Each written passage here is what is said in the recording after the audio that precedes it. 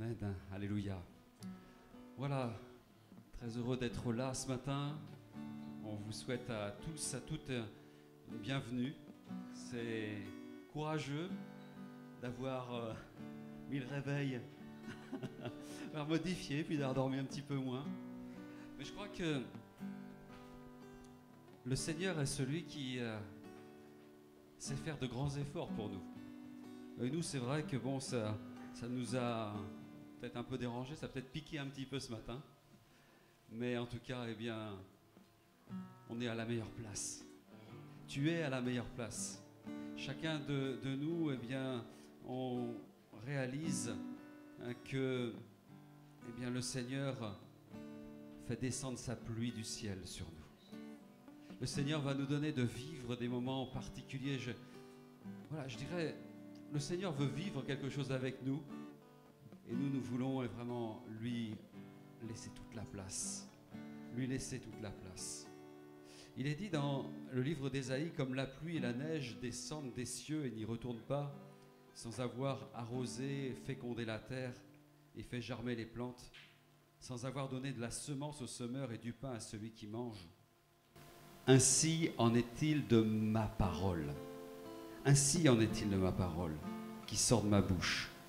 Elle ne retourne point à moi sans effet, sans avoir exécuté ma volonté et accompli mes desseins. Oui, vous sortirez avec joie, vous serez conduits en paix. Les montagnes et collines éclateront d'allégresse devant vous et tous les arbres de la campagne battront des mains. Amen. Je crois que même si la nature se réjouit, c'est agréable en ce moment, hein. On commence à voir quelques rayons de soleil, un petit peu de chaleur. Bon, c'est pas tout à fait ça, mais c'est pas mal déjà. Et je crois que nous, parfois, nous sommes là moins reconnaissants que la nature, que les animaux. Et vraiment, on veut vraiment être à se réjouir ensemble. Je laisse la place au groupe de louanges. Et puis si vous voulez, eh bien, vous levez. Et ensemble, on loue le Seigneur. Alléluia. Gloire à Dieu. On n'est pas nombreux ce matin, mais gloire à Dieu parce que je vais vous demander de faire quelque chose qui n'est pas habituel, c'est de se rapprocher. Parce qu'on veut vraiment vivre quelque chose. Ceux qui sont derrière, approchez-vous. Et ceux qui sont devant, restez à votre place. Vraiment, ce matin, on veut vraiment prendre ce temps, comme je priais ce matin, en disant, Seigneur, rafraîchis-nous à travers ta louange, à travers ta parole. Oui, nous voulons prendre ce temps-là. C'est vrai que maintenant on a cette liberté de se rapprocher, eh bien, faisons-le. Et que vraiment ce matin on puisse prendre notre place, à le louer. Et c'est un nouveau chant, je pense que certains le connaissent, qui dit « Tu es fidèle ». Les paroles, elles parlent d'elles-mêmes, alors prenons le temps de l'écouter, de le chanter aussi. Ok. Le refrain dit « Tu es fidèle, tu conduis mes pas. Tu es fidèle, tu ne changes pas. Tu es fidèle, tu restes avec moi. Tu es là, près de moi. » Amen. Alors ce que je vais vous demander, c'est de taper des mains, avoir le rythme en même temps. Ce matin, on va faire.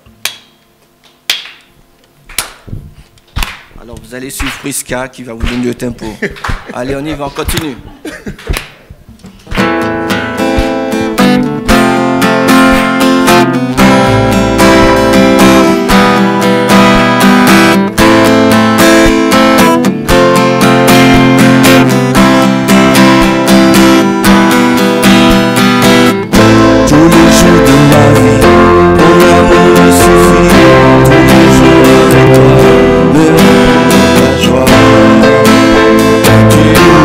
Avec moi.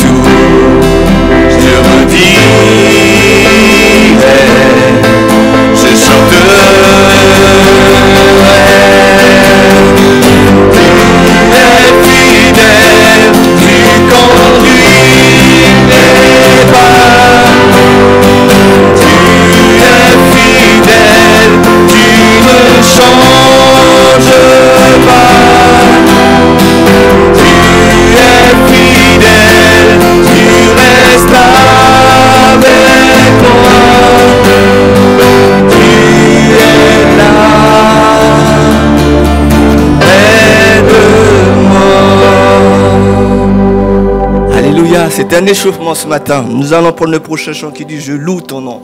Nous sommes venus l'adorer ce matin. Et là aussi, on peut taper des mains.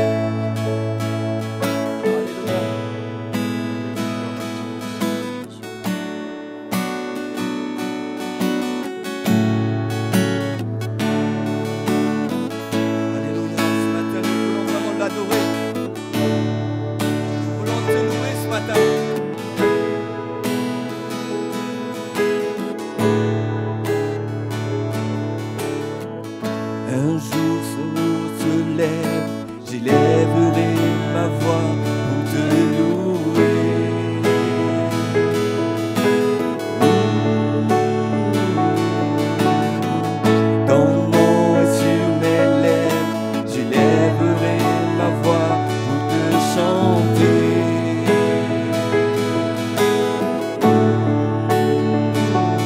À toi seul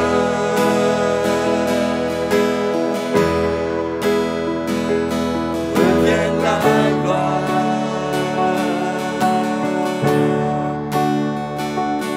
À toi seul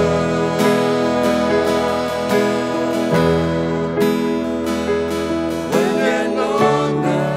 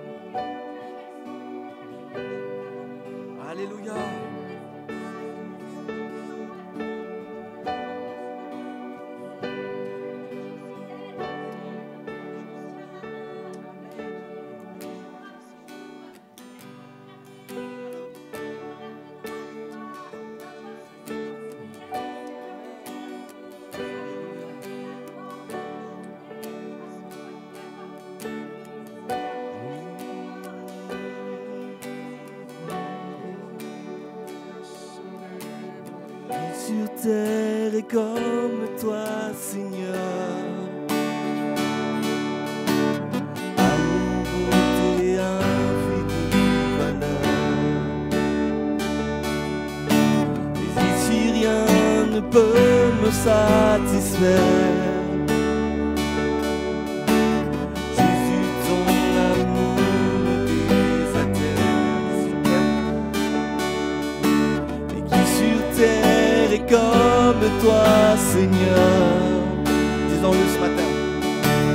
Amour, bonté, infinie valeur. Mais ici rien ne peut me satisfaire.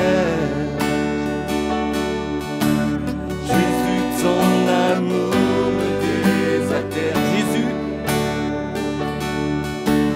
Jésus, ton amour me désintéresse. Dites-lui ce matin, Jésus. Jésus, ton amour me désintéresse. Oui, par la foi. Jésus, ton amour me désintéresse. Ta présence, c'est le ciel pour moi.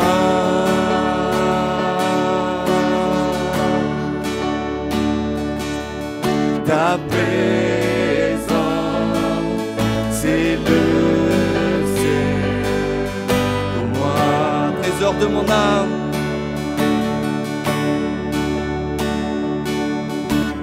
Trésor de mon âme et de mon cœur.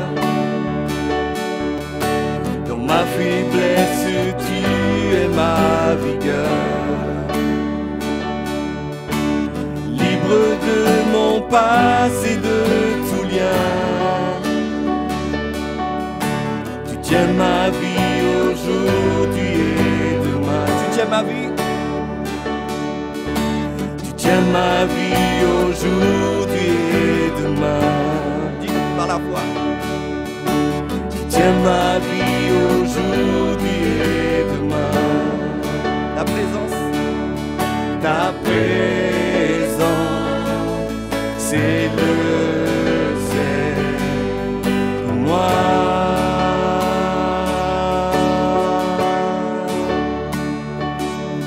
Ta présence,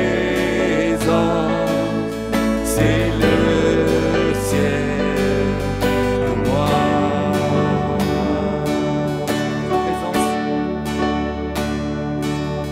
Ta présence, c'est le ciel pour moi.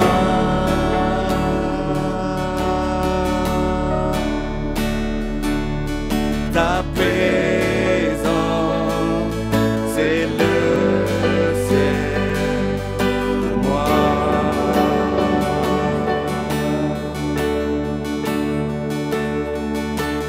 Oh Jésus, oh Jésus, ta présence est le ciel pour moi. Oh Jésus, oh Jésus, ta présence est le ciel pour moi. Je marcherai chaque jour dans ta grâce, car un jour je te verrai face à face. Rien ne peut me satisfaire. Jésus, ton amour me désintéresse. Jésus,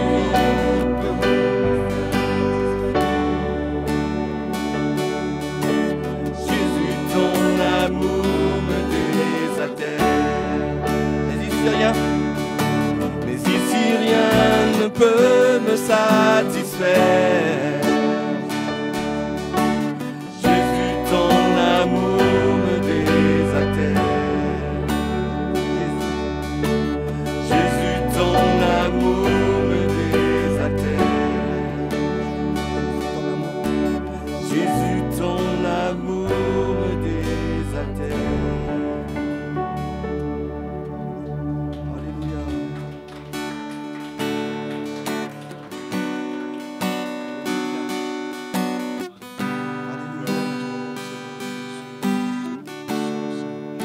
Disons-lui ce matin ce qu'on a dans le cœur.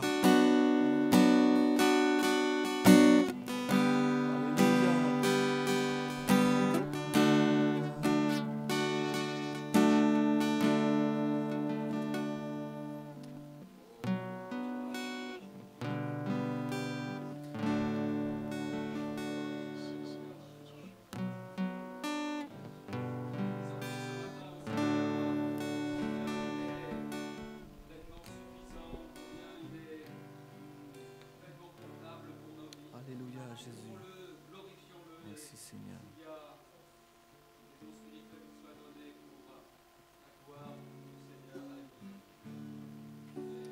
Sois-tu, Seigneur Jésus.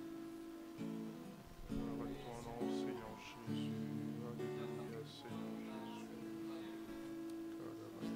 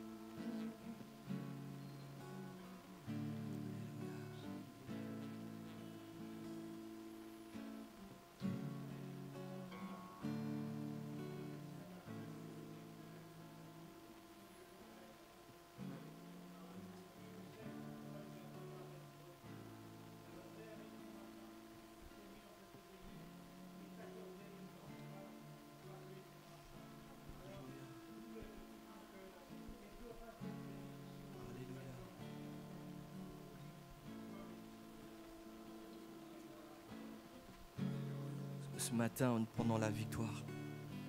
Parce que le Saint-Esprit nous dit, loue ton Dieu.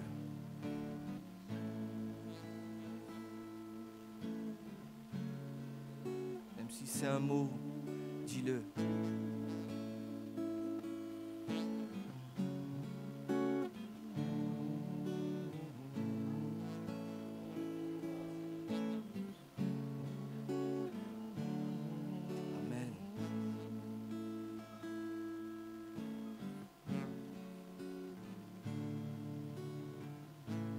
S'élève ce matin pour notre roi des rois.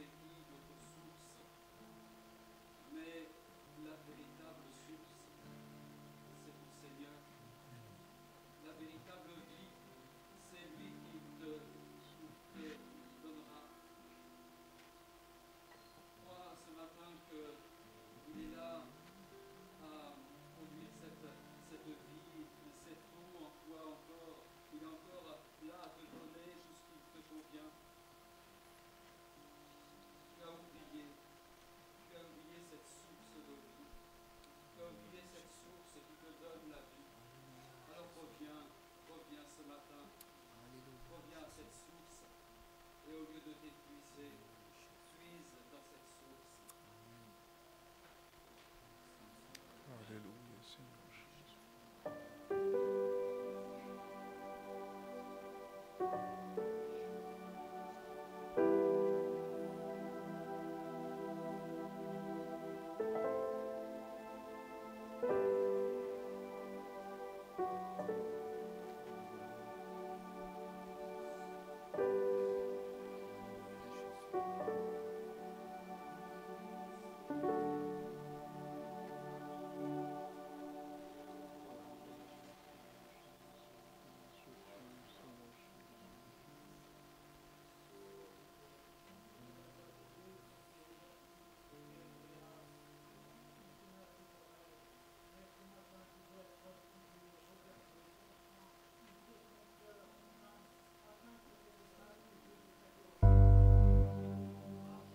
Gloire à ton nom, Seigneur Jésus. Béni sois-tu, Seigneur Jésus.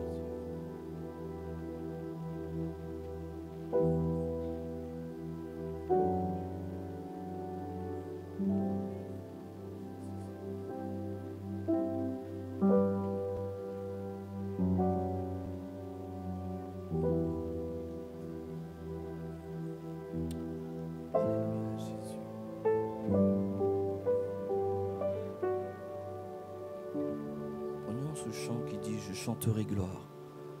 Après tout ce que le Seigneur nous a dit ce matin, comme une prière, est-ce qu'on peut se lever ce matin pour chanter ce chant et dire « Je viens t'offrir, Seigneur, ce que j'ai de meilleur ». Alléluia.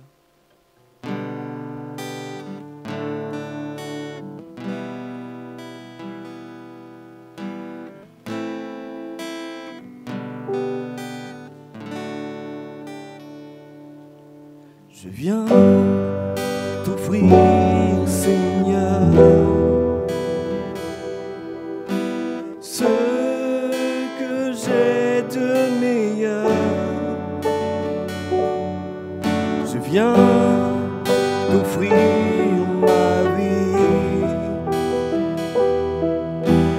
Oui, à toi, Jésus-Christ. Et même si je suis fragile, et même si c'est difficile, je chanterai gloire.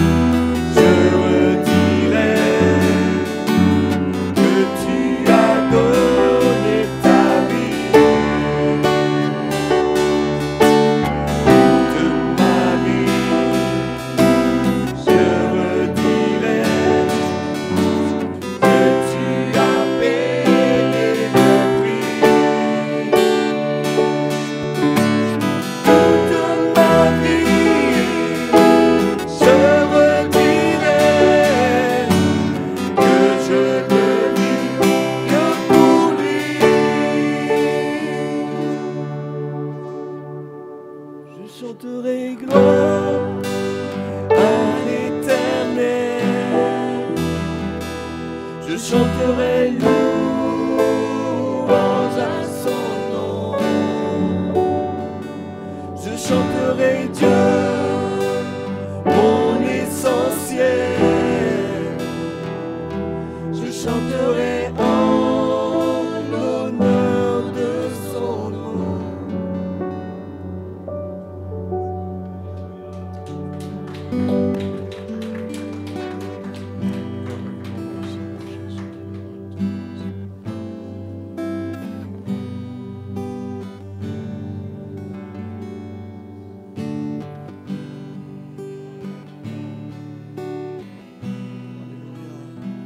Gloire à ton nom, Seigneur Jésus. Tu es digne, Seigneur Jésus.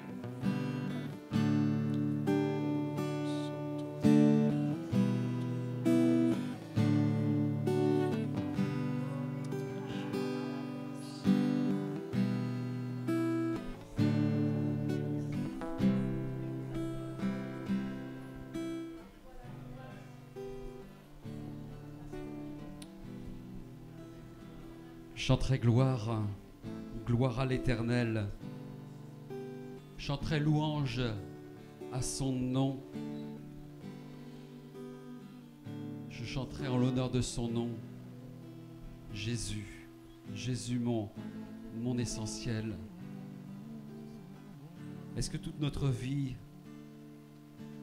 à chaque instant de notre vie, nous faisons cette déclaration: tu es celui qui règne dans mon cœur, dans ma vie. Est-ce que nous sommes conscients ce matin qu'il nous aime? Est-ce que nous sommes conscients ce matin qu'il est pleinement suffisant pour nous? Réalisons-nous ce matin que nous avons tout pleinement en Jésus-Christ.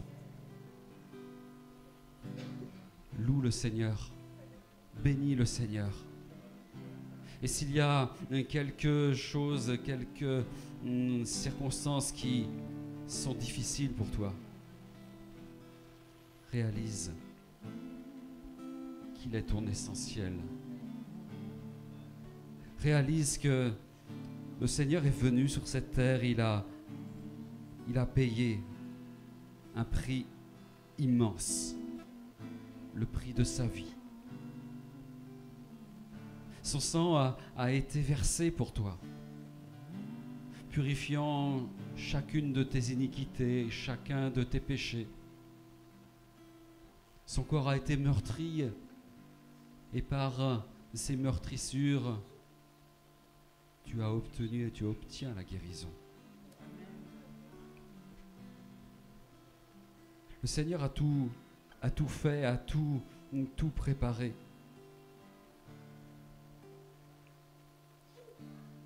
C'est au moment de la Pâque. Jésus était là et il a réuni ses disciples.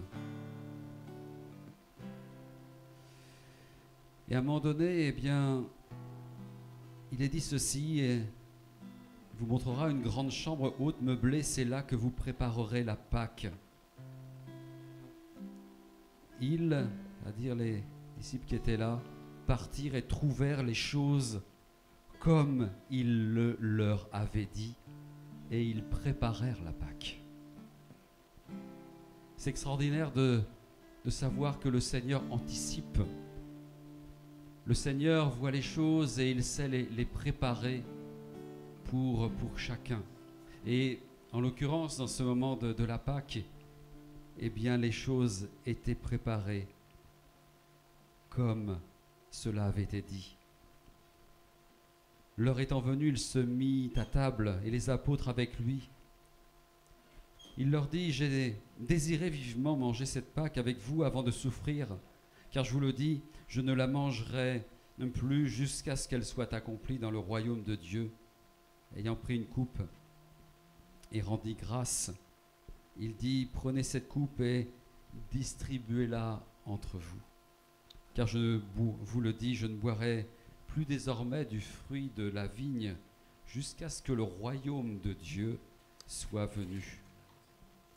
Ensuite, il prit du pain et après avoir rendu grâce, il le rompit et le leur donna en disant, ceci est mon corps qui est donné pour vous. Faites ceci en mémoire de moi. Il prit de même la coupe. Après le souper, il la leur donna en disant, cette coupe est la nouvelle alliance en mon sang qui est répandue pour vous. Amen. C'est vrai que ce temps que nous prenons pour partager le repas du Seigneur, c'est un moment particulier. On veut le prendre avec action de grâce. On veut le prendre en s'examinant, c'est sûr.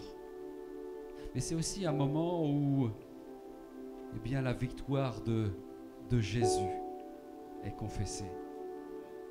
Il y a une grande grâce, un grand privilège de prendre le repas du Seigneur. Quelqu'un peut-être se dit ce matin, moi je suis pas bien, j'ai pas bien avancé, j'ai pas bien marché, j'ai pas fait ce qu'il fallait, je me suis loupé, j'ai dérapé dans cette semaine.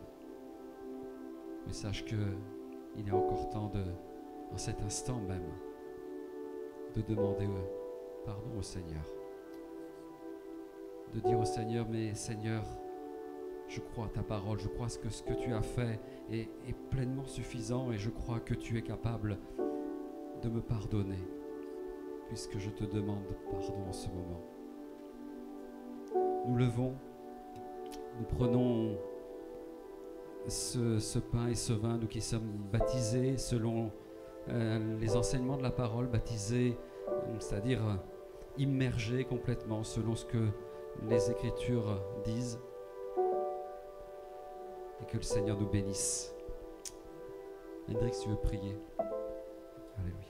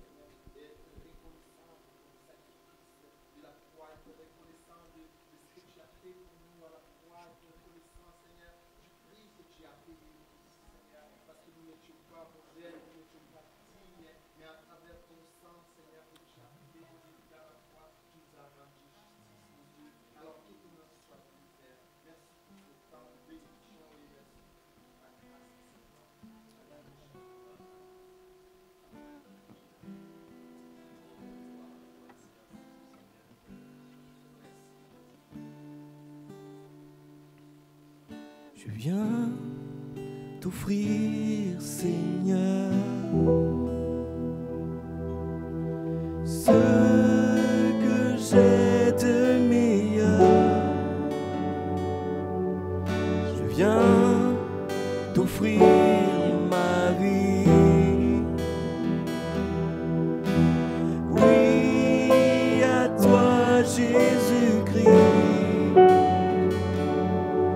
Même si je suis fragile, et même si c'est difficile, je chanterai gloire à l'Éternel. Je chanterai louange à son nom. Je chanterai Dieu, mon essentiel. Je chanterai en l'honneur de son nom. Je viens te dire, Seigneur,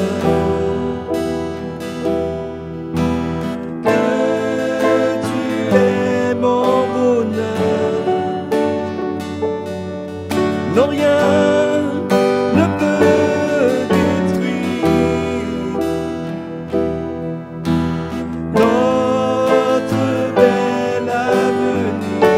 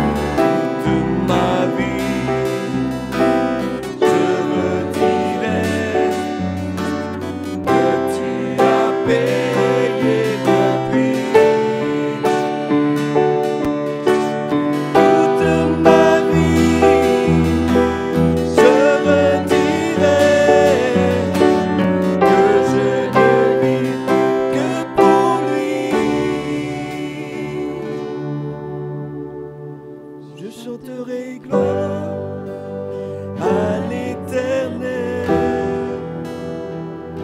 Je chanterai louange à son nom. Je chanterai Dieu, mon essentiel. Je chanterai en l'honneur de son nom.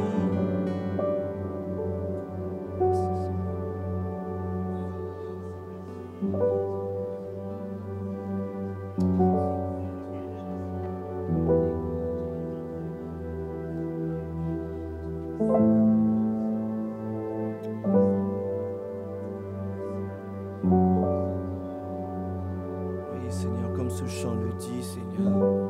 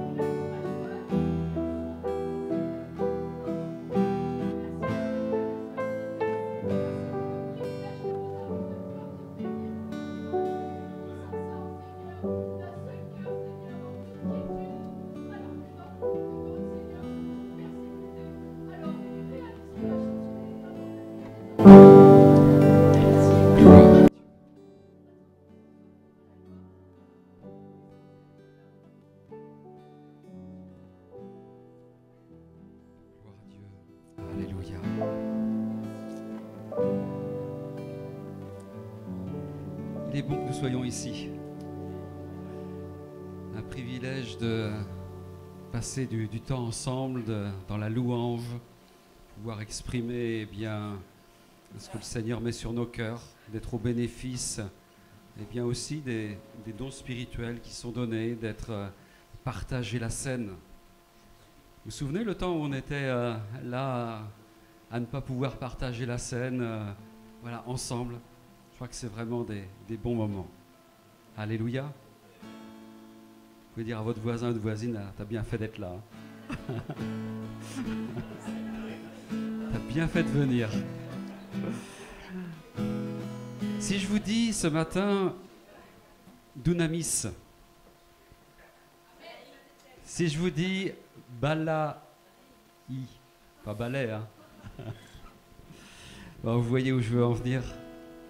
On a la joie ce matin d'accueillir le groupe pastoral de l'église Dunamis, anciennement voilà, Balaï, la rue Balaï. En tout cas, on est très heureux de recevoir Jean-Marc et Alice Lamotte ce matin. Vraiment, c'est une grâce. On se souvient que l'église d'Andrézieux, ça a été une église fille de Saint-Étienne.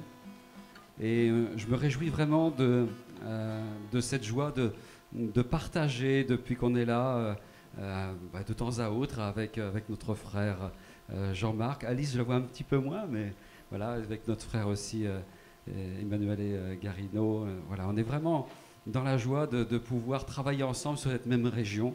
Et je crois que le Seigneur permet que le Saint-Esprit continue à œuvrer quand les églises sont dans la paix. Dans la paix à l'intérieur, mais aussi dans la paix les unes avec les autres. Alors c'est vrai qu'avec l'Assemblée de Dieu de Saint-Étienne, voilà, on est dans la paix, mais aussi avec les autres églises du CNEF de la Loire. Et vraiment, c'est une grâce.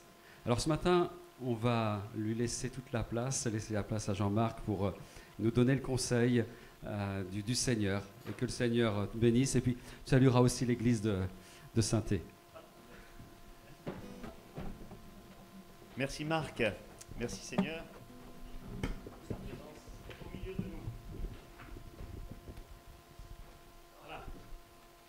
Merci pour l'invitation, hein, Marc. On est très heureux d'être là avec vous. Hein, ce matin, vous avez les salutations de l'église, non pas Balaï, c'est fini Balaï, hein, parce que Balaï c'était le nom d'une rue, c'est pas le nom de l'église. Donc on a décidé de lui donner un nom. C'est important d'avoir un nom. Puis quand on nous demandait, mais c'est quoi Balaï? Ça veut dire, les gens disaient balai surtout. Donc, c'était pas terrible. Voilà. Mais Dunamis, c'est mieux. C'est une occasion de témoignage. Qu'est-ce que ça veut dire Dunamis? Dunamis, c'est la puissance de Dieu. C'est les dernières paroles de Jésus. Vous recevrez une puissance, une Dunamis, la puissance de Dieu.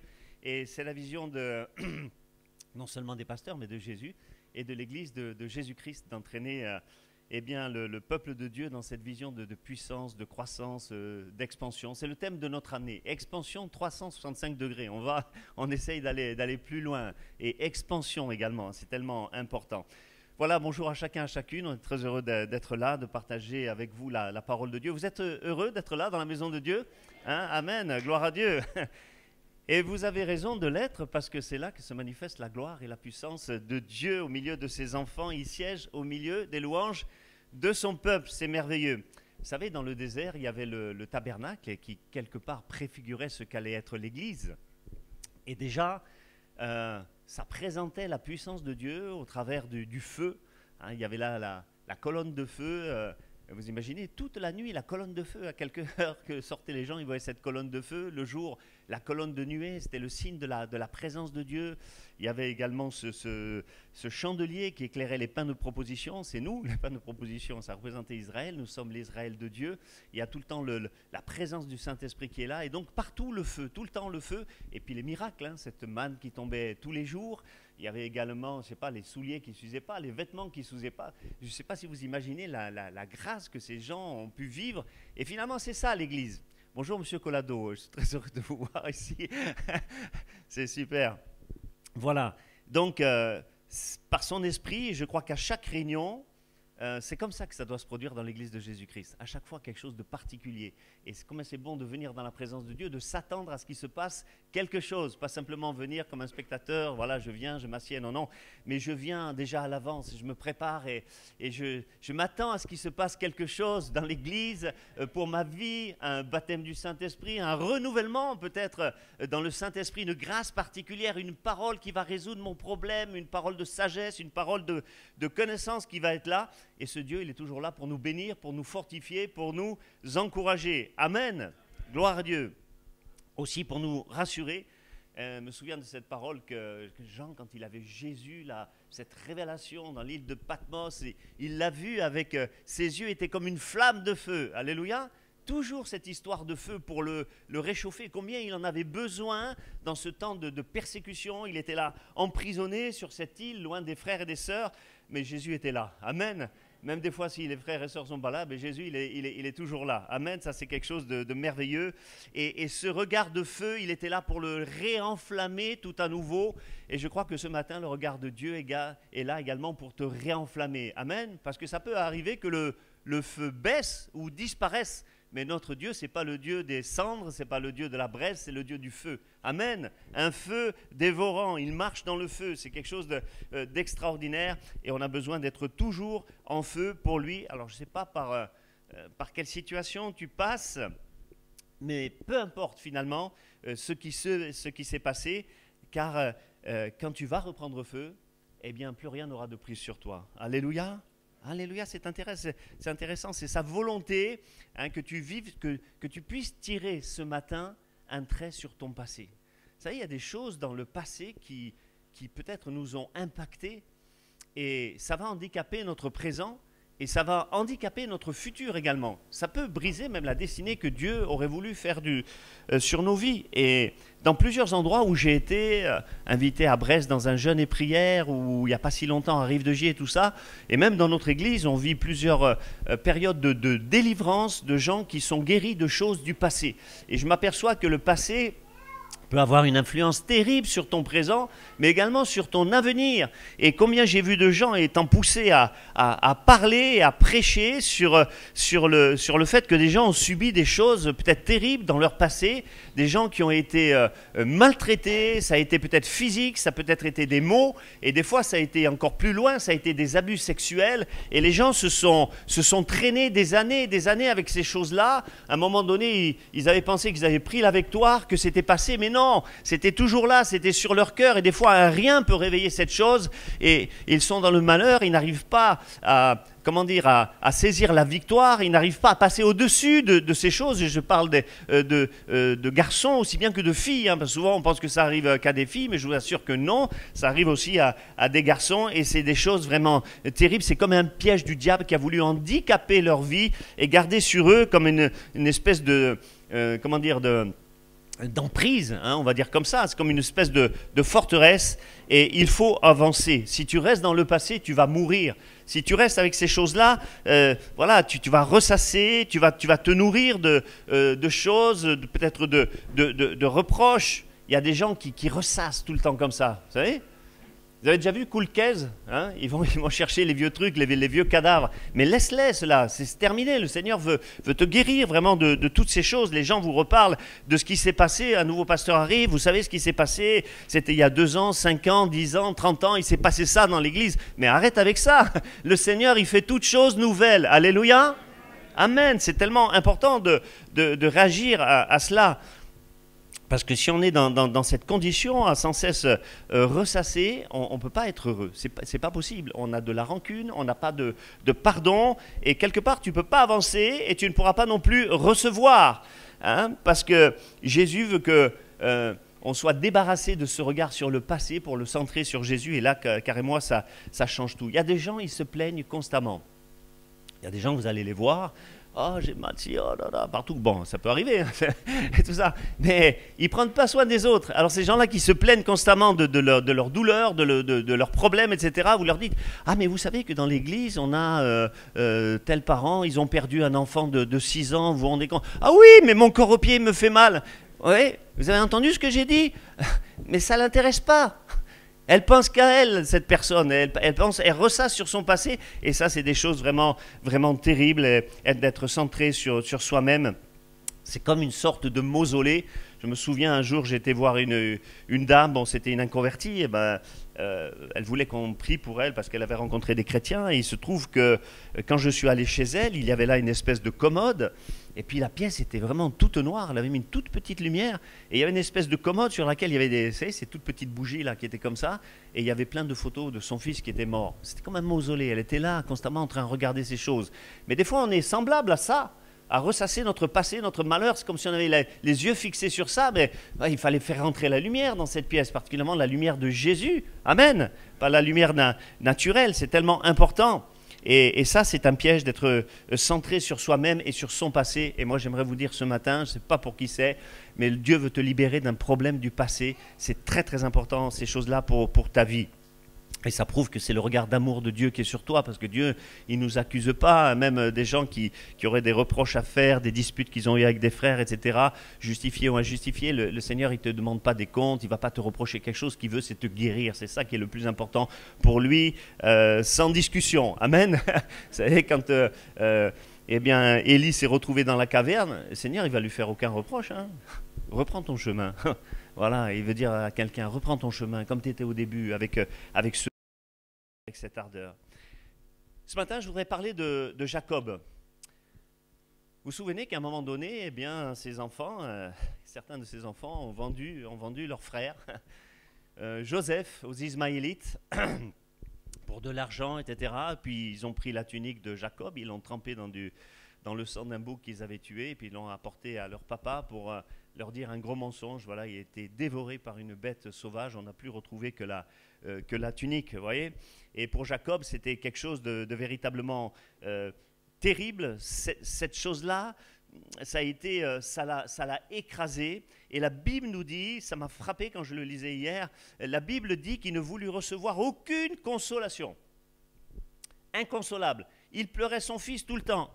Vous savez combien de temps ça a duré, cette histoire-là? 22 ans. 13 ans de prison.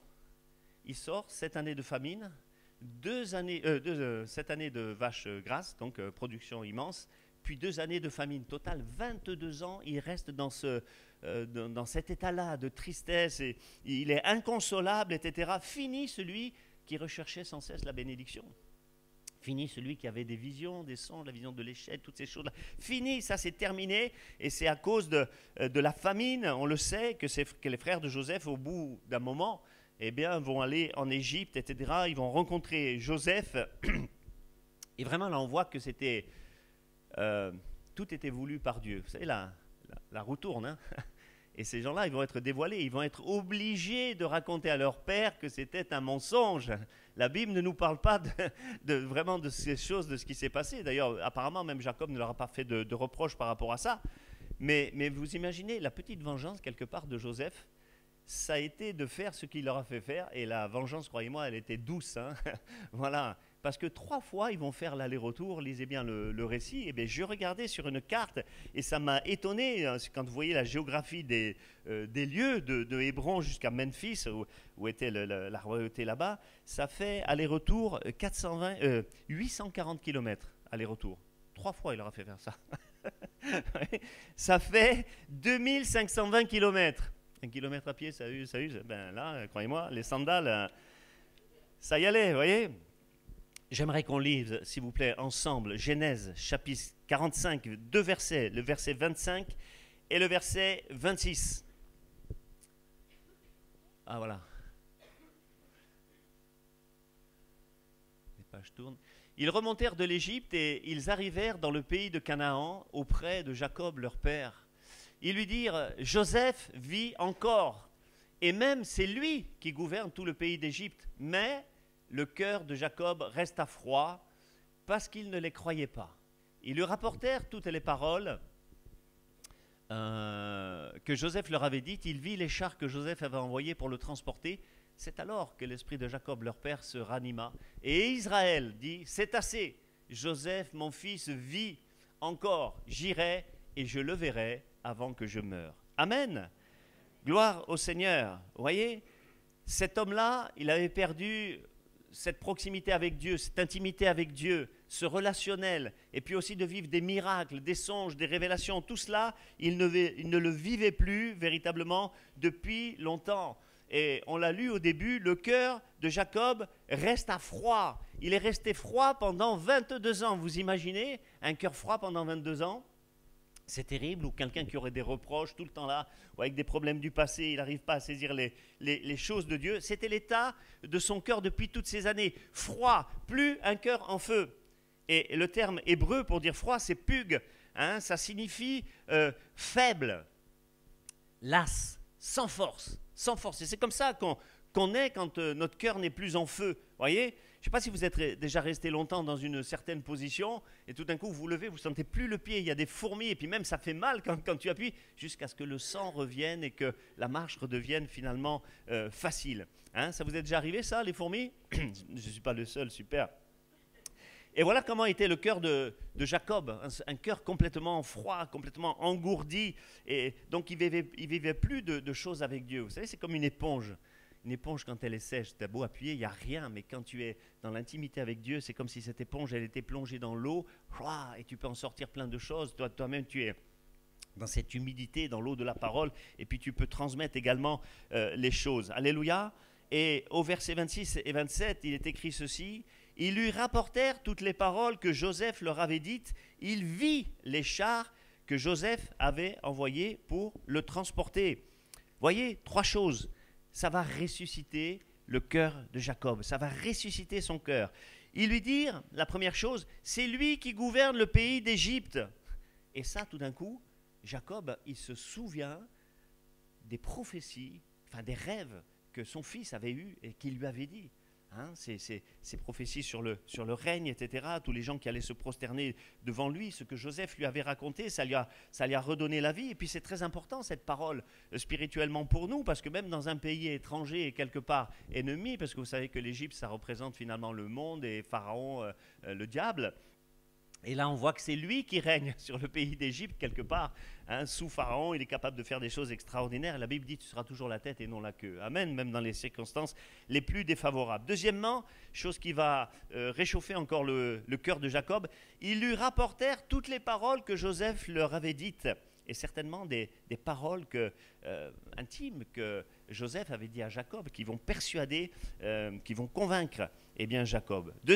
Troisièmement, il vit les chars que Joseph avait envoyés, qui étaient pleins de blé, de vivres, de pain, de blé, etc. Hein, et également, non seulement pour amener tout ça, mais des chars pour le transporter, c'est spécifié. Alors j'ai regardé dans le texte original, dans la version originale en hébreu, hein, Nasa, le transporter, en réalité, c'est le soulever, l'élever. Amen, je crois que c'est quelque chose de tout à fait spirituel. Et devant ces 3 choses, Jacob, quelque part, en effet, il quitte le charnel, vous voyez, il quitte les choses, les sentiments sombres, il quitte l'incrédulité, et quelque part, il s'élève, son cœur s'élève, son esprit s'élève, et alors, aussitôt, il est changé, il est transformé. Et c'est ça que je voudrais dire ce matin, c'est la puissance de Dieu. Alléluia, la puissance de Dieu. Instant. Combien de fois dans la Bible il y a marqué à l'instant, aussitôt, maintenant? C'est ça que Jésus veut faire dans une vie. À l'instant, si simplement tu saisis par la grâce ce que Dieu veut t'apporter, il va se passer quelque chose d'extraordinaire. C'est alors que l'esprit de Jacob se ranima, ayant entendu ces choses-là. Aussitôt, ça s'est passé aussitôt. Et Israël dit, c'est assez. Joseph, mon fils, vit, j'irai et je le verrai avant que je meure. Ah, c'est merveilleux. Le cœur de Jacob se réchauffa. Et vous avez bien noté le changement de nom. Le cœur de Jacob se réchauffa et Israël dit. On se souvient qu'au torrent de Jabbok, le Seigneur avait donné ce nom d'Israël, qui n'était plus le trompeur, l'usurpateur, celui qui saisit par le talon, etc., mais qui devient vainqueur de Dieu, vainqueur avec Dieu. Alléluia, vainqueur pour Dieu. Alléluia. On voit qu'il y a un changement qui se fait instantanément. Depuis des années, il y avait la douleur, il y avait l'attachement au passé, mais il était redevenu, pendant 22 ans, il était redevenu Jacob. Alléluia. Pah.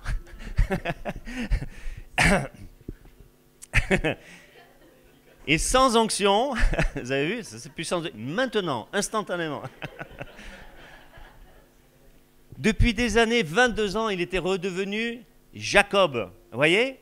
Et sans onction, tu redeviens Jacob. Tu redeviens à ton passé, ou tu restes dans ton passé, à ce qu'on était. Vous voyez?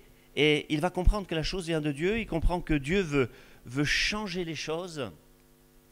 C'est l'amour de Dieu qui est en train de se manifester et son cœur se ranima. Shaya. Magnifique cette expression hébraïque. C'est revenir à la vie. ressusciter en un instant, en un clin d'œil, tu peux ressusciter, raviver, rafraîchir, accélérer, rétablir. C'est ça que veut dire ce mot.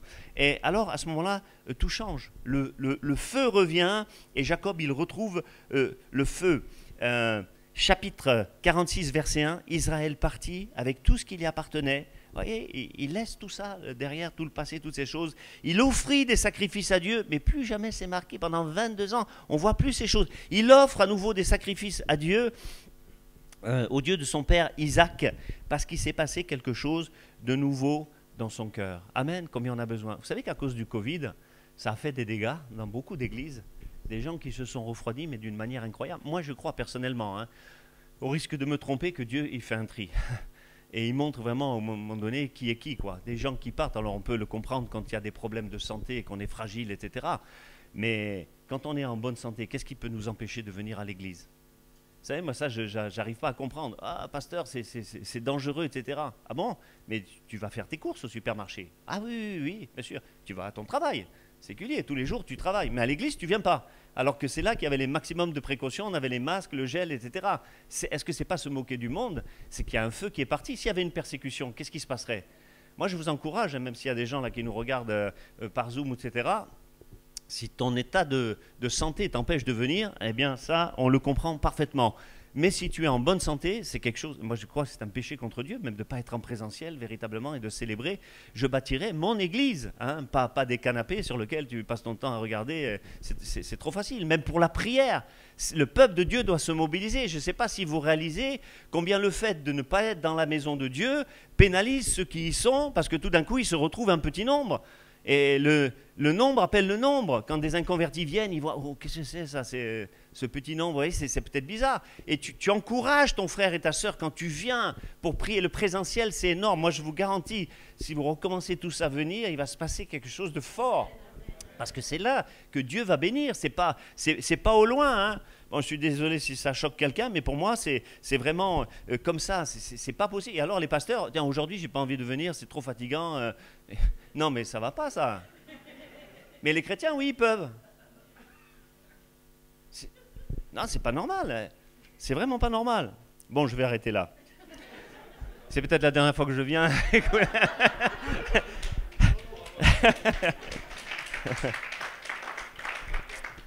À la croix, tous l'abandonnèrent. Paul, il a dit, ouais, tous m'ont abandonné. Eh bien oui, mais vous croyez que... Et toi qui es sur ton siège, non, sois béni, là où tu nous regardes, mais retrouve le feu de Jacob. Alléluia. L'amour de Dieu, la passion même, je dirais, que Jésus a pour nous, parce que lui, il n'a pas hésité.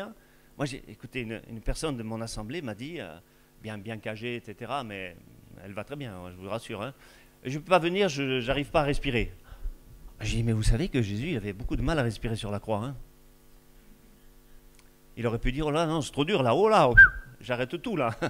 Il est mort pour vous. Et nous, pendant 1 heure de culte, on ne peut pas venir à la réunion parce qu'on ne supporte pas le masque, d'autant plus que maintenant, on ne les porte plus. Mais celui qui veut le porter, il peut le porter.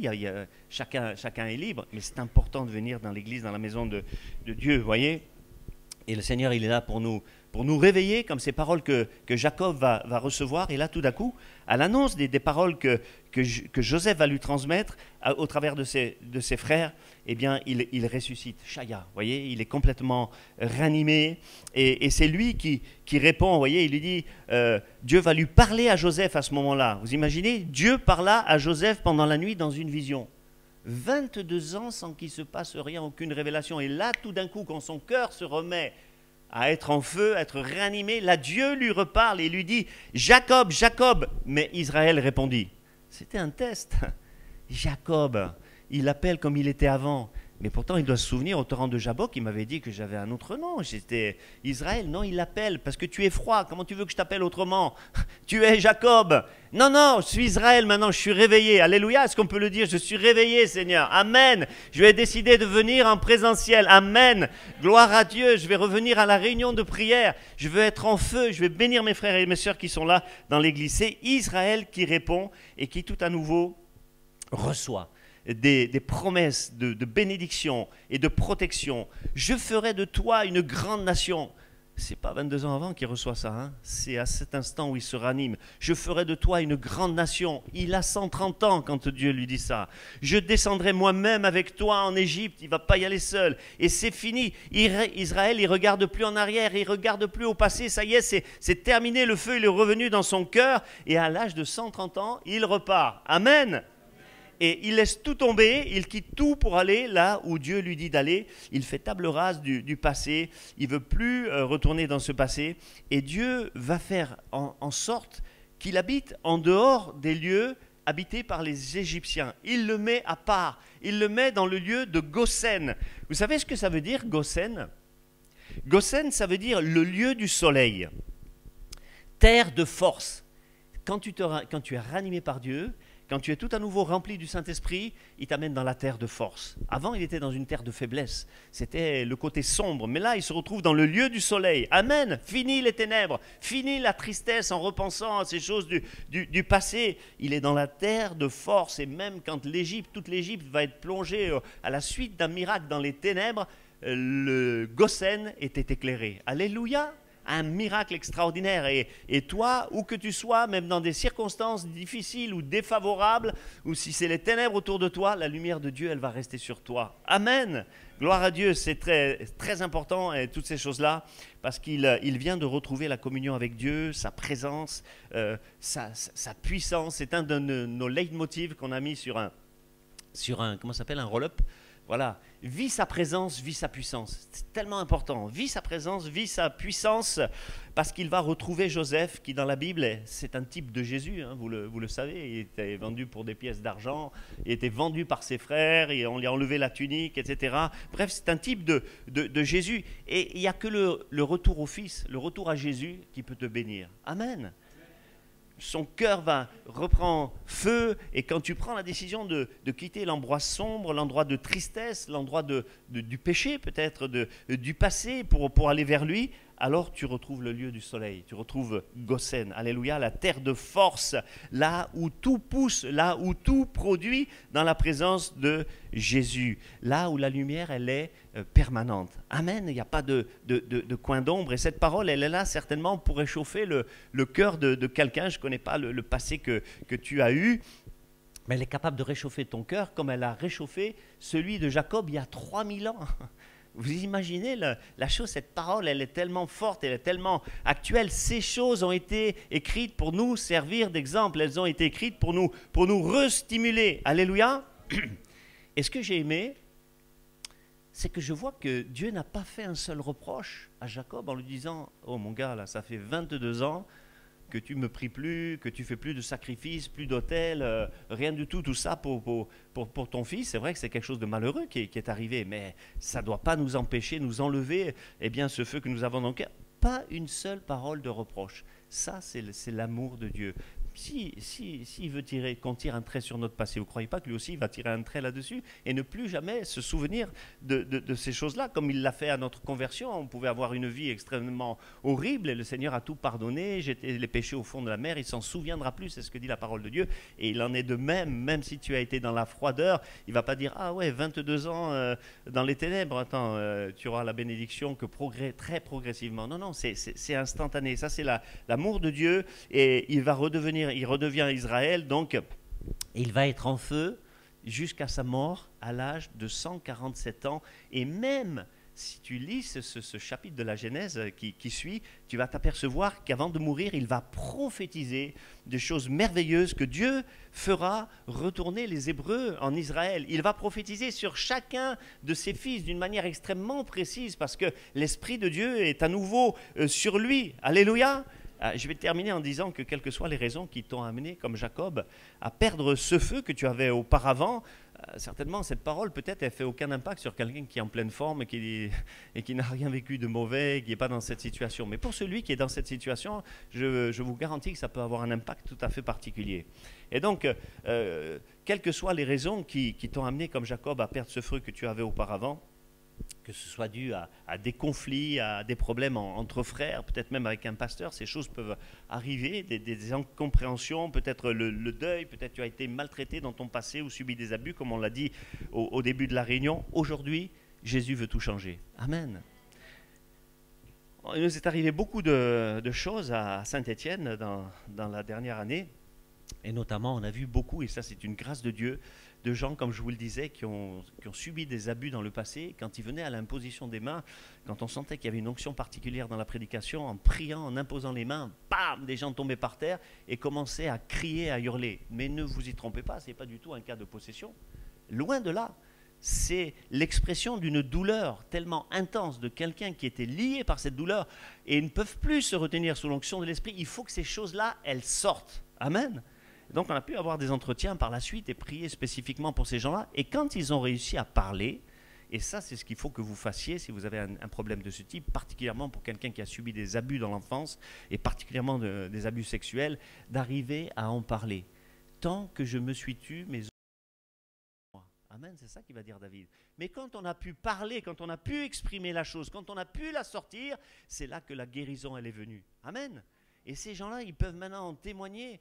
Et ils ont plus cette réserve qui les empêchait d'aller de l'avant. Il y avait une grâce particulière qui était là, vraiment sur eux. Moi, je t'encourage, et je sais que l'Esprit de Dieu est en train d'agir, à parler de ces choses. Et même si ce n'est pas, certainement pas publiquement, mais en particulier avec ton pasteur, vraiment. Hein, c'est très, très, très important de parler de ça pour avoir une délivrance totale. Amen. Et ça a été rapide avec Jacob et ça va être rapide également avec toi.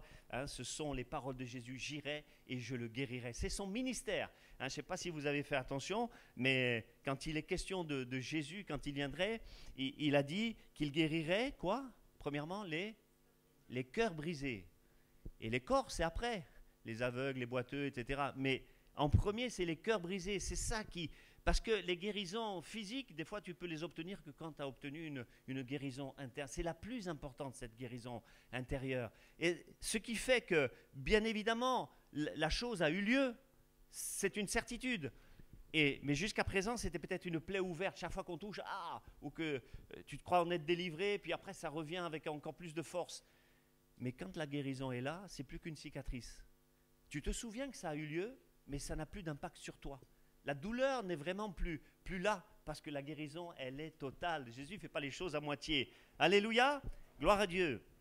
Et il peut faire ce que les médecins, les psychologues, les psychiatres, les médicaments n'ont jamais rien pu réaliser parce qu'il est Dieu, parce que rien ne lui est impossible. Alléluia, hein, voilà. Et il peut remettre le feu à une personne comme à toute une communauté, te baptiser dans le Saint-Esprit ce matin, te renouveler peut-être dans le Saint-Esprit et dans les temps spirituels. Et je crois que dans la présence de Dieu, il y a des temps et des moments qu'il ne faut pas laisser passer. Il y a comme des carrefours. Et il faut réagir quand Dieu nous parle et surtout ne pas attendre par rapport à tout ce qu'il nous a dit. Alléluia, hein, et c'est important. Ce qu'a dit Jacob, moi je trouve, c'est énorme dans le texte hébraïque. Quand l'esprit de Jacob s'est ranimé,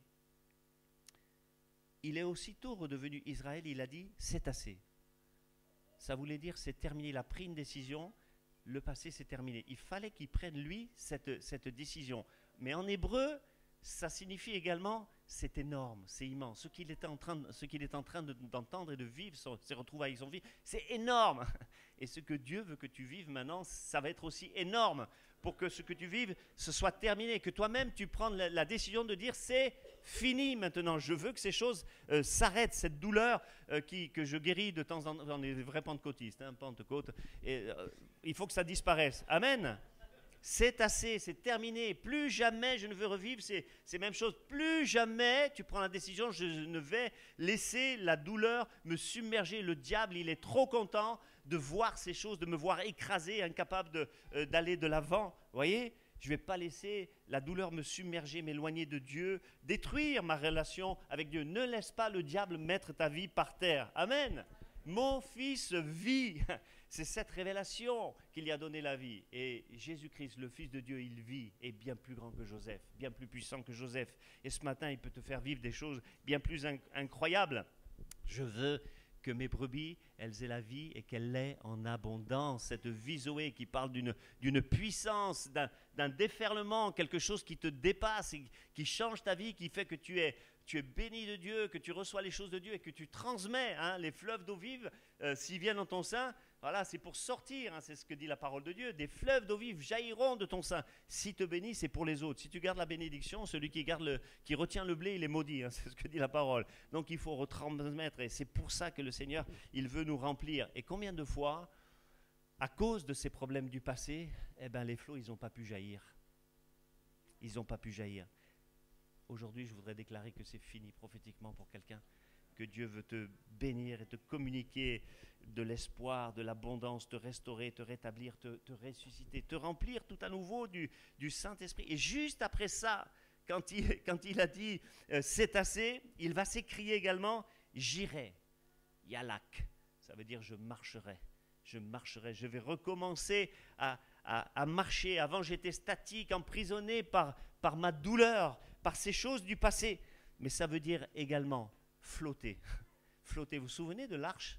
La tempête la plus grande de l'univers qui a eu lieu, mais l'arche, elle flottait. Et c'est exactement le même terme qui est employé dans la Bible quand il est dit que là, il a dit je vais flotter, alléluia, je marcherai, je vais flotter. C'est la même expression qui est dite avant. Jacob coulait, il était submergé par ses émotions, par son passé, etc. Mais désormais il flotte au-dessus. Amen. Est-ce que tu crois que Dieu peut faire ça dans ta vie? Est-ce que tu crois qu'il peut faire ça pour toi? Et il vient toujours pour ça. J'irai, je le guérirai. J'irai, je le guérirai. Ça, c'est la parole de Dieu, c'est sa volonté. Et c'est comme s'il ne pouvait plus attendre. Vous savez, il y a des paroles qui bouillonnent dans le cœur, comme pourrait dire Jérémie. C'était très important de le réaliser. Je vais prier avec vous. Alléluia. Seigneur, tu es un Dieu vivant et vrai. Seigneur, je veux te louer, Seigneur, en cette matinée, même si le message, il est peut-être court, Seigneur, mais il y a ta parole qui est là, toujours vivante, efficace, pour nous parler, pour nous toucher, Seigneur. Je pense que ce matin, il y a une parole de vérité pour quelqu'un qui a besoin d'être ranimé. Son cœur était froid, son cœur était dans le passé, ses regards étaient fixés sur les problèmes qu'il ou qu'elle a eu, Seigneur. Mais ce matin, tu veux amener à regarder à toi, à regarder à Jésus, à être complètement libéré du poids du passé, afin de ne pas impacter le présent, afin de ne pas détruire le futur, ce que tu as prévu, la destinée pour l'un et pour l'autre. Seigneur, dans le nom de Jésus, tu répands maintenant ta grâce sur les vies, Seigneur. Tu fais sortir cette douleur, cet esprit de douleur au nom de Jésus, qu'il s'en aille, eh bien, des corps et des vies, parce que Seigneur, ce matin, tu libères, alléluia. Et Dieu, il veut que tu dises ce matin, c'est assez, c'est fini. Cette douleur qui a voulu essayer de me terrasser, c'est terminé, alléluia. Je vais t'appeler, si tu es dans ce cas, si la douleur t'a submergé un jour, si elle a étouffé ta foi, tu viens sur le devant. On n'est pas là, on va tous nos yeux baissés, nos têtes baissées, nos yeux fermés. Et simplement, il faut que tu reçoives, parce que c'est le temps, c'est le lieu, c'est l'instant, c'est le moment de la guérison où Jésus va bénir, va intervenir, va se glorifier. Alléluia, Seigneur, et tu le fais maintenant.